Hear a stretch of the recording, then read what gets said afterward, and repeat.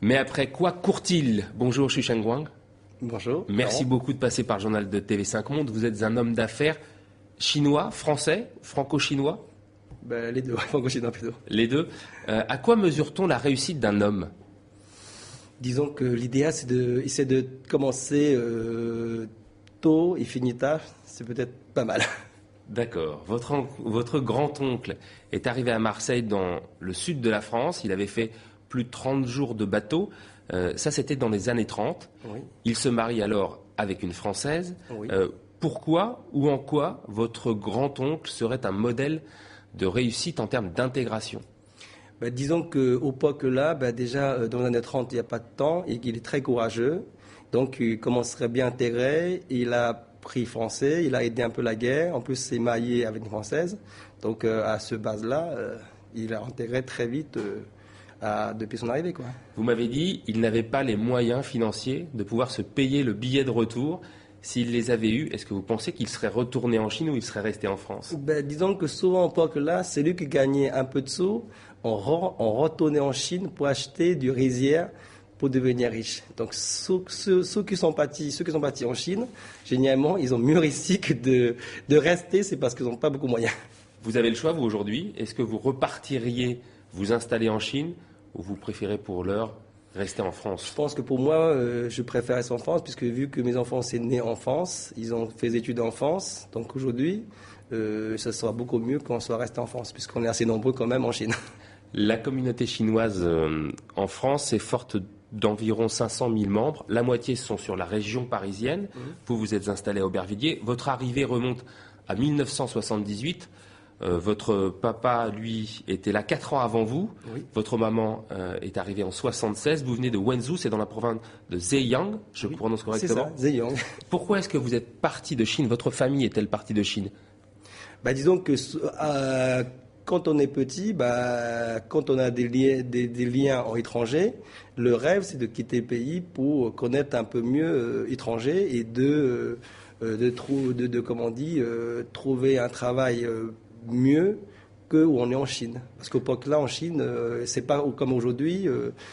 L'économie, la Chine de développement n'a pas été aussi puissant qu'aujourd'hui. En 78, vous avez 13 ans. Vous arrivez ici en France, vous faites une classe pour apprendre le français, puis vous faites une classe dite CPPN. Oui. C'est une classe technique. Oui. Et votre société, aujourd'hui Eurasia Group, Oui. est cotée en bourse. Oui. Hormis votre capacité de travail, quelles sont les circonstances qui vous ont permis d'avoir cette évolution? Disons qu'on a un peu des deux. Pour commencer, c'est vrai qu'on commence ce travail très tôt. Après, on a la chance d'avoir notre pays qui est développé. Tout début, on est parti dans le nord pour faire des sous-traitants en textile. Après, on avait acheté des magasins dans grande marque. On faisait aussi tout ce qu'est Lacoste et Nike pour tout ce qu'est franchise. Après, une fois que c'était bien avancé, on est reparti au pays pour faire tout ce qu'il y a d'importation, pour tout ce qu'il y a de chaînes de magasins comme Pinky, Promode, Kiabi. On travaille pour eux. Donc, ça nous a quand même bien aidé, quoi. Peu d'études pour vous. Vos enfants, en revanche, font des études. Est-ce que c'est obligatoire aujourd'hui pour vous de faire des études ou vous considérez qu'on peut encore réussir sans aucun diplôme?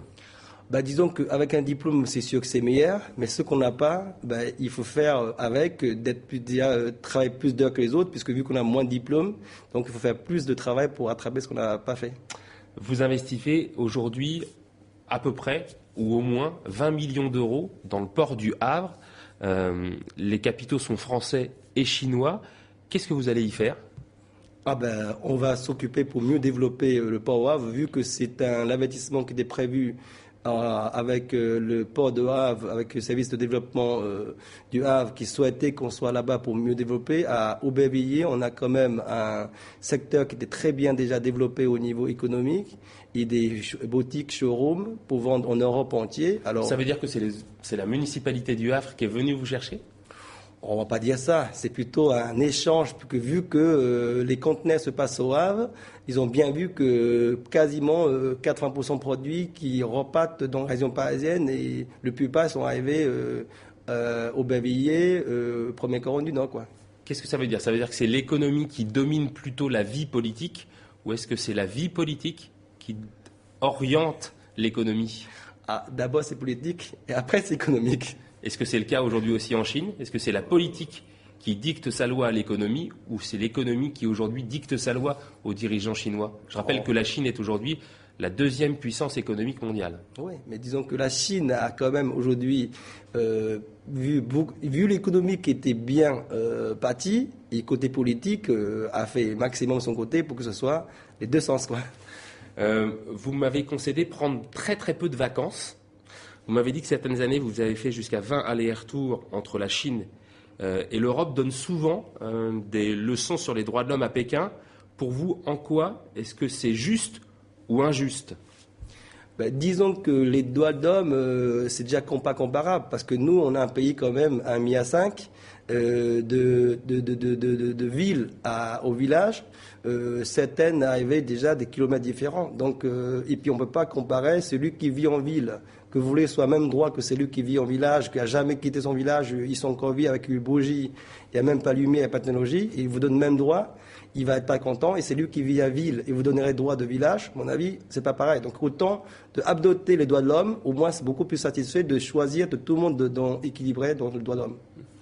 Vous avez 46 ans, enfant, vous me disiez n'avoir aucun souci, vous jouiez avec des cailloux, vous cueilliez des fruits dans les arbres. Diriez-vous que cette vie sans souci, donc cette vie insouciante, vous manque? Disons que ça garde un très bon souvenir. Mais manquer, pas vraiment, parce qu'aujourd'hui, on a une situation beaucoup mieux. Mais des bons souvenirs, au époque-là, comme on n'a rien, on est très content d'avoir joué caillou par terre et d'aller à un recueilleur de fruits aux arbres et voir des gens dans la rue, parce que vu qu'il n'y a pas de télé, il n'y a pas de jeu électronique, il n'y a rien, donc on était quand même très contents, parce qu'on a déjà eu pas grand-chose, quoi.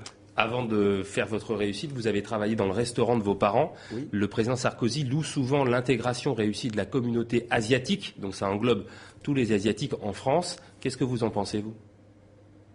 Disons qu'il faut choisir. Aujourd'hui, dans les restaurants, il y a beaucoup de gens sont réussis. Chaque activité a toujours une réussite dans n'importe quoi. Simplement, il faut toujours avoir la volonté pour aller au maximum de la réussite. On va se quitter avec cette citation. L'expérience est une bougie qui n'éclaire que celui qui la porte.